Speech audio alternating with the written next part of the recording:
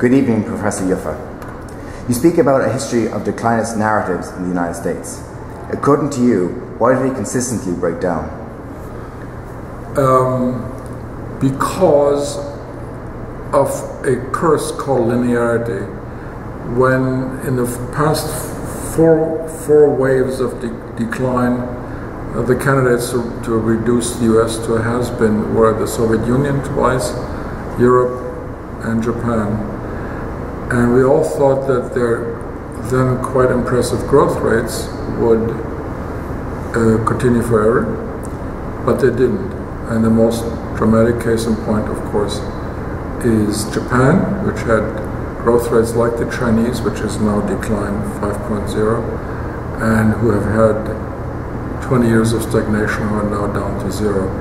So my basic moral of this narrative would be, don't confuse a period of rapid growth in the very beginning, when growth is very easy, with eternity.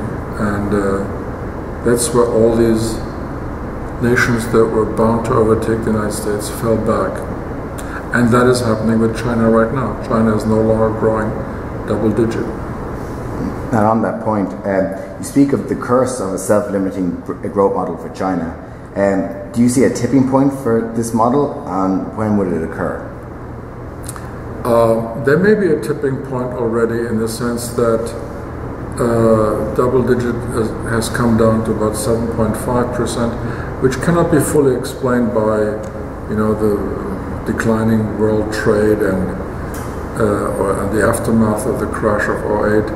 I think it's more than cyclical. I think it tells you that China is beginning to suffer from the same problems that the little dragons, Taiwan, South Korea, and Japan, have suffered, which is the curse of overinvestment and underconsumption, but above all, which in the end,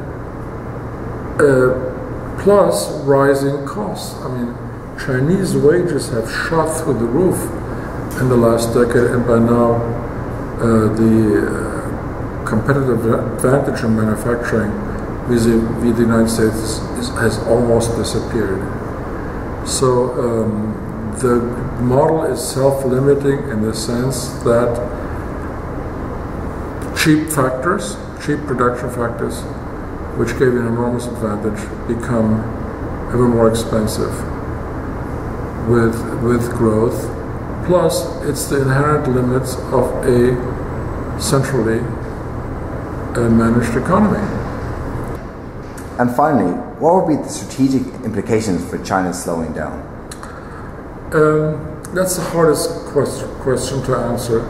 Right now, China is following the trajectory that we've observed in history in all cases of rising powers. First, you become rich, and then you become rowdy or expansive, and you want to have a larger share of the cake. The Chinese have been very cautious, very subtle about it, but it's quite clear that they're challenging the United States in the Pacific, and challenging all the others in the Pacific, Japan, Taiwan, Indonesia.